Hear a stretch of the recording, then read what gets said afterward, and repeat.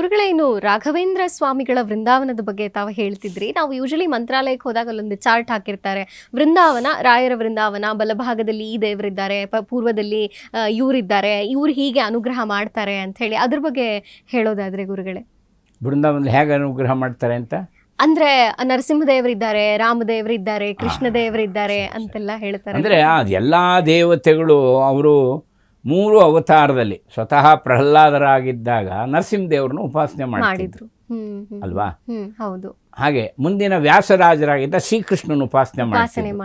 ವ್ಯಾಸರಾಜರ ಅಂಕಿತನೇ ಶ್ರೀಕೃಷ್ಣ, ಕೃಷ್ಣನ ಉಪಾಸನೆ ಮಾಡ್ತಿದ್ರು. ಈಗ ರಾಘವೇಂದ್ರ ಸ್ವಾಮಿಗಳು ಮೂಲ ರಾಮನ ಉಪಾಸನೆ ಮಾಡ್ತಾರೆ.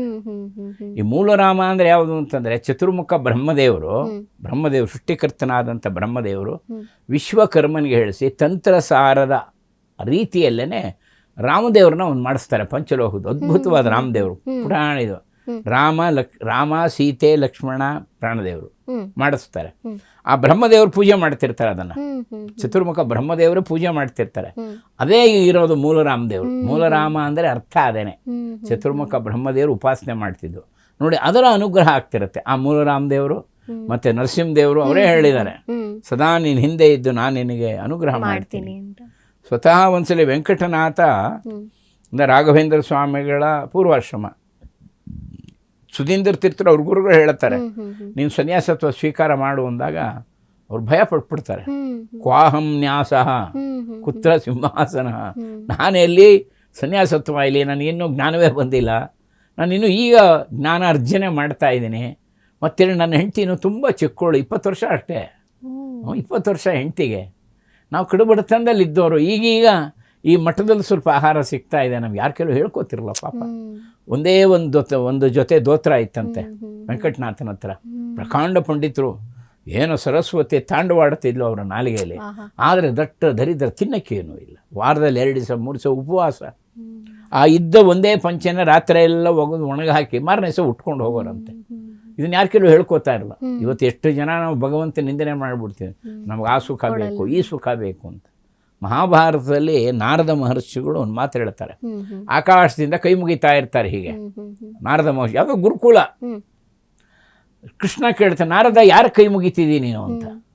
ಆಗ ನಾರದರು ಒಂದು ಮಾತು ಹೇಳ್ತಾರೆ, ನಿರ್ಧನ ನಿಸ್ಸುಖ ಏತು ತಾನ್ ನಮಸ್ಯಾಮಿ ಯಾದವ. ಯಾರು ಹಣವೇ ಇಲ್ಲ ಅವನ ಹತ್ರ, ಪಾಪ ದಟ್ಟ ದಾರಿದ್ರ್ಯ ಇದೆ, ಆದರೆ ವಿದ್ಯೆಗೆ ಆಸೆ ಪಡ್ತಾ ಇದ್ದಾನೆ, ಹಗಲು ರಾತ್ರಿ ವಿದ್ಯೆಗೋಸ್ಕರ ಆಸೆ ಪಟ್ಟು ವಿದ್ಯಾಭ್ಯಾಸ ಮಾಡ್ತಾ ಇದ್ದಾನೆ ಅಂತ ಮಹಾತ್ಮನಿಗೆ ನಮಸ್ಕಾರ ಮಾಡ್ತಾ ಇದ್ದಾನೆ. ವಿದ್ಯಾರ್ಥಿಗಳು ಒಂದು ಹಾಗಿರಬೇಕು, ಸುಖಕ್ಕೆ ಇಷ್ಟಪಡಬಾರ್ದು. ಸುಖ ಮತ್ತು ವಿದ್ಯೆ ಯಾವತ್ತೂ ಒಟ್ಟಿಗೆ ಹೋಗಲ್ಲ ನೋಡಿ. ನಿರ್ಧನ ನಿಸ್ಸುಖ ಏತು ತಾನ್ ನಮಸ್ಯಾಮಿ ಯಾದವ. ರಾಯರು ಹಾಗಿದ್ರು, ಅವರಿಗೂ ಕೂಡ ಅಂಥ ಬಡತನವಿತ್ತು, ತುಂಬ ಬಡತನ ಇತ್ತು, ವಿಪರೀತವಾದಂಥ ಬಡತನ. ಅಷ್ಟಿಷ್ಟಲ್ಲ, ದರಿದ್ರ ಲಕ್ಷ್ಮಿಗೆ ಅವಕಾಶ ಕೊಟ್ಟವರು ಅವರು. ಅಂದರೆ ಭಗವಂತನ ಇಷ್ಟಾದರೂ ಕೂಡ ಎಂದೂ ಭಗವಂತನನ್ನು ನಿಂದನೆ ಮಾಡಲಿಲ್ಲ ಅವರು. ಭಗವಂತನೆಂದೂ ನಿಂದನೆ ಮಾಡಲಿಲ್ಲ. ಆಗ ವೆಂಕಟನಾಥನ ಸ್ವತಃ ಸುಧೀಂದ್ರ ತೀರ್ಥರು ಹೇಳ್ತಾರೆ, ಅಪ್ಪ ನೀನು ಸನ್ಯಾಸತ್ವ ಸಿಗೋಬೇಕು ಅಂದರೆ ಹೇಳ್ತಾರೆ, ದಟ್ಟ ದಾರಿದ್ರ್ಯದಲ್ಲಿದ್ದರು, ನಮ್ಮ ಯಾವ ನೆಂಟರು ಇಲ್ಲ ನಮಗೆ, ನನ್ನ ಹೆಂಡತಿಗೆ ನಾನೇ ನೆಂಟ, ನನಗೆ ನನ್ನ ಹೆಂಡತಿನೇ ನೆಂಟಲು, ಒಂದು ಪುಟ್ಟ ಮಗು ಲಕ್ಷ್ಮೀನಾರಾಯಣ, ನಾನು ಸನ್ಯಾಸತ್ವ ತಗೊಂಡ್ರೆ ನಾನು ಇಡೀ ಸಂಸಾರವೇ ಹೊರಟೋಗುತ್ತೆ. ಕ್ವಾಹಂ ನ್ಯಾಸ. ಆಮೇಲೆ ಒಂದು ಮಾತು ಹೇಳ್ತಾರೆ ಸ್ವತಃ ವೆಂಕಟನಾಥ, ಗುರುಗಳೇ ನಿಮ್ಮ ಹತ್ರ ಹೆಚ್ಚೊತ್ತಿದ್ರೆ ನಿಮ್ಮ ಮಾತು ಕಟ್ಟಿಬಿದ್ದು ನಾನು ಒಪ್ಕೊಂಡ್ಬಿಡ್ತೀನೋ ಏನೋ, ನಾ ಬರ್ತೀನಿ ಅಂತ ಹೊಟ್ಟೆ ಹೋಗ್ಬಿಡ್ತಾರೆ. ನಗ್ತಾರೆ ಸುಧೀಂದ್ರ ತೀರ್ಥರಪ್ಪ, ಭಗವಂತನ ಸಂಕಲ್ಪಕ್ಕೆ ಯಾರಪ್ಪ ವಿರೋಧ ಆಗುತ್ತೆ? ಇದು ಸ್ವತಃ ಮೂಲ ರಾಮಚಂದ್ರನ ಆದೇಶ. ರಾಮದೇವರು ಅವರು ಸ್ವಪ್ನದಲ್ಲಿ ಕಾಣಿಸ್ಕೊಂಡು ಸುಧೀಂದ್ರ ತೀರ್ಥರಿಗೆ, ನಿನ್ನ ಶಿಷ್ಯನಿಗೆ ಸನ್ಯಾಸ ದೀಕ್ಷೆ ಕೊಡು, ನನ್ನ ಹೆಸರೇ ಇಡು ಅವನಿಗೆ. ಅದಕ್ಕೆ ರಾಘವೇಂದ್ರ ಅಂದರೆ ರಾಮನ ಹೆಸರದು. ರಾಮಚಂದ್ರನ ಹೆಸರು. ರಘುಕುಲದಲ್ಲಿ ಇಂದ್ರ ಅಂತ ಪ್ರಮುಖ. ರಾಮದೇವ್ರ ಹೆಸರು ರಾಘವೇಂದ್ರ ಅನ್ನೋದು ರಾಮನ ಹೆಸರು. ನಾವು ಒಂದ್ಸಲಿ ರಾಘವೇಂದ್ರ ಅಂದರೆ 2 ಹರಿಗುರುಗಳು ಇಬ್ಬರದ್ದು ಹೆಸರು ಆದಂಗೆ ಆಗುತ್ತೆ, ನನ್ನ ಹೆಸರೇ ಇಡು ಅಂತ. ಇದನ್ನೇ ಹೇಳಿದಾಗ ನಡುಗೆ ಹೋಗ್ತಾರೆ ವೆಂಕಟನಾಥ. ಮನೆಗೆ ಹೋದ್ಮೇಲೆ ರಾತ್ರಿ ಸ್ವಪ್ನದಲ್ಲಿ ವಿದ್ಯಾಲಕ್ಷ್ಮಿ ಕಾಣಿಸ್ಕೋತಾರೆ.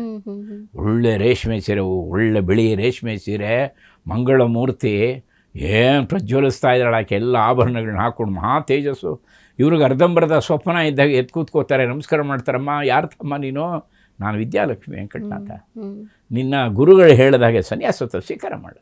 ನೀನು ಕೇವಲ ಒಂದು ಮಗುನ, ಒಬ್ಬ ಹೆಂಡತಿಯನ್ನು ಸಾಕಕ್ಕೆ ಬಂದವನಲ್ಲಪ್ಪ, ನಿನ್ನಿಂದ ಲಕ್ಷ ಜನರ ಕಣ್ಣೀರು ವರ್ಷಕ್ಕೆ ಬಂದವನು ನೀನು. ಲಕ್ಷ ಜನರ ಕಣ್ಣೀರು ವರ್ಷಕ್ಕೆ ಅವರ ದುಃಖನ ದೂರ ಮಾಡೋಕ್ಕೋಸ್ಕರ ಬಂದವನಪ್ಪ, ಸ್ವೀಕಾರ ಮಾಡು. ಮೂಲ ರಾಮಚಂದ್ರನ ಪೂಜೆನ ತಪ್ಪಿಸ್ಕೋತೀಯಪ್ಪ ಅಂತ ಹೇಳ್ತಾರೆ. ಆಗ ಯಾವುದೋ ಒಂದು ಸಣ್ಣ ಕಿರಣ ಲಕ್ಷ್ಮಿಯ ಕಟಾಕ್ಷದಿಂದ, ಸರಸ್ವತಿ ವಿದ್ಯಾಲಕ್ಷ್ಮಿಯಿಂದ ಅವರ ಶರೀರದಲ್ಲಿ ಪ್ರವೇಶ ಮಾಡಿದಾಗತ್ತೆ. ಅವ್ರಿಗೆ ಅರ್ಥವಾಗುತ್ತೆ ತನ್ನ ಮೂಲ ರೂಪ ಯಾವುದು ಅಂತ. ಈಗ ನಮಗೆಲ್ಲ ನಾವು ಯಾರು ಅನ್ನೋದೇ ಗೊತ್ತಿಲ್ಲ, ನಮ್ಗೆ ಹಿಂದಿನ ಜನ್ಮವೇ ಗೊತ್ತಿಲ್ಲ, ಮುಂದೇನಾಗ್ತೀವಿ ಪ್ರಶ್ನೆ ಅದು ಗೊತ್ತಿಲ್ಲ, ಎಷ್ಟೋ ಜನ್ಮಗಳಾಗಿ ಹೋಗಿದೆ ಗೊತ್ತಿಲ್ಲ ನಮಗೆ. ಆಗ ಅವರಿಗೆ ಗೊತ್ತಾಗುತ್ತೆ, ಎದ್ದು ನಿಲ್ತಾರೆ ಸುಧೀಂದ್ರ ತೀರ್ಥರ ಮುಂದೆ, ನಾನು ಸನ್ಯಾಸತ್ವ ಸ್ವೀಕಾರ 26 ವರ್ಷ ಅಷ್ಟೇ. ಎಂಥ ಪ್ರಕಾಂಡ ಪಂಡಿತರು, ಒಳ್ಳೆ ಮಹಾ ತೇಜಸ್ಸು, ಸಿದ್ಧವಾಗ್ತಾರೆ. ಆಮೇಲೆ ಅವರು ಸನ್ಯಾಸತ್ವ ತೊಗೊಂಡ್ಮೇಲೆ ಅವರ ಪತ್ನಿ ಬಾವಿಗೆ ಹಾರ್ಕೊಂಡು ಶರೀರ ತೆಕ್ಕೊಂಡ್ಬಿಡ್ತಾರೆ. ಪುಟ್ಟ ಮಗು 5 ವರ್ಷದ್ದು. ನಿಮಗೆ ಒಂದು ಘಟನೆ ಹೇಳ್ತೀನಿ. ಎಷ್ಟೋ ಸಲ ನಾವು ಓದಿದಾಗ ಅದನ್ನು ಪ್ರಥಮದಲ್ಲಿ ಎಷ್ಟೋ ಸಲ ಕಣ್ಣಲ್ಲಿ ನೀರು ಬಂದುಬಿಟ್ಟಿದೆ. ಇವರು ಸನ್ಯಾಸತ್ವ ತೊಗೊಂಡ್ಮೇಲೆ ಅವ್ರ ಪತ್ನಿ ಒಂದು ಮಾತು ಮನಸ್ಸಿರುತ್ತೆ, ನನ್ನ ಗಂಡನ ಸೇವೆ ಮಾಡೋದೇ ಇದ್ಮೇಲೆ ನನ್ನ ಬದುಕೇನು ಸಾರ್ಥಕ, ಅವನನ್ನು ನೋಡೋ ಹಾಗಿಲ್ಲ. ಇವಳಿಗಿನ್ನೂ 20 ವರ್ಷ ಪಾಪ ಈ ಹುಡುಗಿಗೆ, ನನ್ನ ಗಂಡನ ನೋಡೋ ಹಾಗಿಲ್ಲ, ಆತನ ಸೇವೆ ಮಾಡೋ ಹಾಗೆ ನನ್ನ ಜೀವನದಲ್ಲಿ ಏನು ಅರ್ಥ ಇದೆ? ನಾನು ಒಂದ್ಸಲ ಆದರೂ ಅವ್ರು ನೋಡಬೇಕು ಅಂತ ಇಷ್ಟ. ಹೇಗೆ ನೋಡೋದು? ಗಾಳಿ ರೂಪದಲ್ಲಾದರೂ ನೋಡ್ತೀನಿ ಅಂತ ಬಾವಿ ಹಾರ್ಕೊಂಡ್ಬಿಡ್ತಾರೆ. ಗಾಳಿ ರೂಪದಲ್ಲಾದ್ರೂ ಹೋಗಿ, ಗಾಳಿ ರೂಪದಲ್ಲಿ ಹೋಗ್ತಾರೆ ಪಿಶಾಚಿಯಾಗಿ, ಪ್ರೇತ ರೂಪದಲ್ಲಿ. ರಾಯರು ನೋಡ್ತಾರೆ, ಎಂಥ ತಪ್ಪು ಮಾಡಿಬಿಟ್ಟು, ನೀನು ಇಲ್ಲೂ ಇಲ್ಲ ಅಲ್ಲೂ ಇಲ್ಲ, ಮಗುನೂ ನೋಡ್ಕೊಳ್ಳಿಲ್ಲ. ಆಗ ಆಕೆ ಒಂದು ಮಾತು ಹೇಳುತ್ತಾಳೆ, ಎಂತೆಂಥ ಸಂದೇಶ ಅವ್ರಿಗೆ ಹೇಳ್ತಾರೆ. ಶರೀರ ಬಿಟ್ಟ ಮೇಲೆ ಎಷ್ಟು ದುಃಖ ಆಗುತ್ತೆ ಅಂತ ನನಗೆ ಗೊತ್ತಾಗ್ತಾ ಇದೆ. ಶರೀರ ಇರುವಾಗ ನಾವೆಲ್ಲ ಬೇಕಾದ ಖುಷಿ ಪಡ್ತಿರ್ತೀವಿ, ಆನಂದ ಪಡ್ತಿರ್ತೀವಿ, ಅನುಭವಿಸ್ತಾ ಇರ್ತೀವಿ.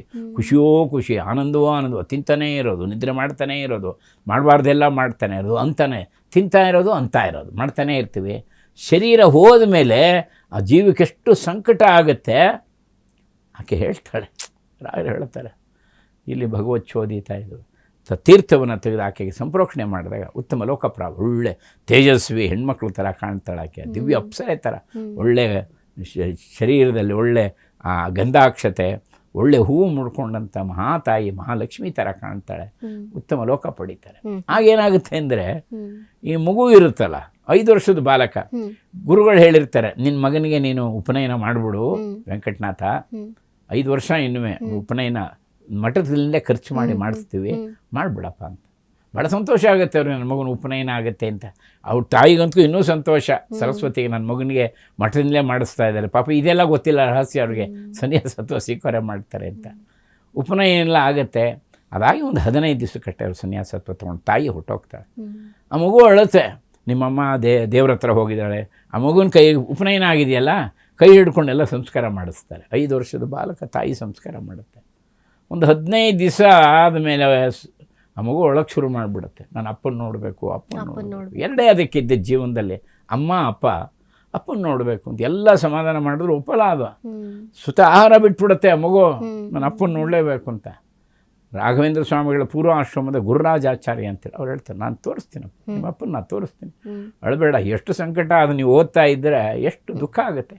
ಕರ್ಕೊಂಡು ಹೋಗ್ತಾರೆ, ನೋಡು ನಿಮ್ಮ ಅಪ್ಪನ ತೋರಿಸ್ತೀನಿ ಅಂತ, ನೋಡು ನಿನ್ನ ತಂದೆ ಅಲ್ಲಿದ್ದಾರೆ, ಅವರು ಗುರುಗಳಪ್ಪ, ಅವರು ಜಗದ್ಗುರುಗಳು, ಮೆಲ್ಲಗೆ ಹೋಗಿ ನಮಸ್ಕಾರ ಮಾಡ್ಬಿಟ್ಟು ಬಂದ್ಬಿಡು, ನಾ ಇಲ್ಲೇ ಇರ್ತೀನಿ. ಮೆಲ್ಲಗೆ ಹೋಗುತ್ತೆ ಅದು. ಇನ್ನೇನು ನಮಸ್ಕಾರ ಮಾಡಬೇಕು ಅನ್ನುವಾಗ ಅದು ಕಾಲಲ್ಲಿ ಬಿದ್ದು ಅಳಕ್ಕೆ ಶುರು ಮಾಡಿಬಿಡು. ಅವ್ರ ಕಾಲ ಮೇಲೆ ಬಿದ್ದು ಬೆಕ್ಕಿ ಅಳಕ್ಕೆ ಶುರು ಮಾಡಿಬಿಡತ್ತೆ. ಅದಕ್ಕೆ ನನಗೆ ತಾಯಿ ದೇವ್ರ ಹತ್ರ ಕೊಟ್ಟು ಹೋಗಿದ್ದಾರೆ ಅಂತಾರೆ. ತಂದೆನ ಗುರ್ಸೋಕ್ಕೆ ಆಗ್ತಾ ಇಲ್ಲ, ಅದು ಕೇಶಮುಂಡನ ಮಾಡ್ಕೊಂಡಿದ್ದಾರೆ, ಕಾವ್ಯ ವಸ್ತ್ರ ಹಾಕ್ಕೊಂಡು ಶಿಷ್ಯರಿಗೆ ಸರ್ವೋತ್ತಮ ಭಗವಂತನ ಸರ್ವೋತ್ತಮ ಹೇಳ್ತಾ ಇದ್ದಾರೆ. ತಲೆ ಸೋರ್ತಾರೆ, ಅಳಬೇಡ ಮಗು, ಅಳಬೇಡ, ದೇವರಿದ್ದಾನೆ, ಅಳಬಾರ್ದಪ್ಪ, ಅಳಬಾರ್ದು, ದೇವರಿದ್ದಾನೆ ಅಂತ. ಆ ಕೂತಿರೋ ಶಿಷ್ಯರಿಗೆಲ್ಲ ದುಃಖ, ಬಿಕ್ಕಿ ಹೇಳ್ತಾರೆ ಈ ಸ್ಥಿತಿ ನೋಡಿ. ನಮಗೆಲ್ಲ ಹಾಗೆ ತಾನೆ, ರಾಯರೇನೋ ಅದು ಗೆದ್ದಿದ್ದಾರೆ, ಅದು ಬೇರೆ. ಇವರೆಲ್ಲ ಬಿಕ್ಕಿ ಹೇಳ್ತಾರೆ. ಆ ಮಗು ತಲೆ, ಲಕ್ಷ್ಮೀನಾರಾಯಣ ತಲೆ ಸೋರ್ತಾರೆ, ಭಗವಂತ ಇದ್ದಾನಪ್ಪ, ಅಳಬಾರ್ದು. ಇದನ್ನು ನೋಡಿದಾಗ ನಮಗನ್ಸುತ್ತೆ, ಇವತ್ತು ಲಕ್ಷ ಜನ ನಮ್ಮ ಕಣ್ಣೀರು ಒರೆಸ್ಕೊಳ್ಳೋಕ್ಕೆ ರಾಯರ ಹತ್ರ ಕೇಳ್ತೀವಿ. ಅವ್ರ ಜೀವನ ಹೇಗಿತ್ತು? ಜೀವನವನ್ನೇ ಸಮರ್ಪಣೆ ಮಾಡಿಕೊಂಡ್ರು. ತ್ಯಾಗೇ ನೈಕೆ ಅಮೃತತ್ವ ಮಾನುಷು. ಅದಕ್ಕೆ ಎಲ್ಲ ದೇವತೆಗಳು ಅವ್ರ ಜೊತೆಯಲ್ಲಿದ್ದಾರೆ, ನಿಸ್ವಾರ್ಥಿಗಳು. ಯಾರು ನಿಸ್ವಾರ್ಥವಾಗಿರ್ತಾರೋ, ಜಗತ್ತಿಗೋಸ್ಕರ, ಲೋಕಕ್ಕೋಸ್ಕರ, ಲೋಕ ಕಲ್ಯಾಣ ಜೀವನ ನಡೆಸ್ತಾರೋ, ದೇವತೆಗಳು ಅವ್ರ ಹತ್ರ ನಿಂತು ಅವರ ಕಾರ್ಯವನ್ನು ನಡೆಸ್ತಾರೆ. ಇದು ನಮ್ಮ ಭಾರತ ಭೂಮಿಯ ವೈಶಿಷ್ಟ್ಯ ಆಯಿತು.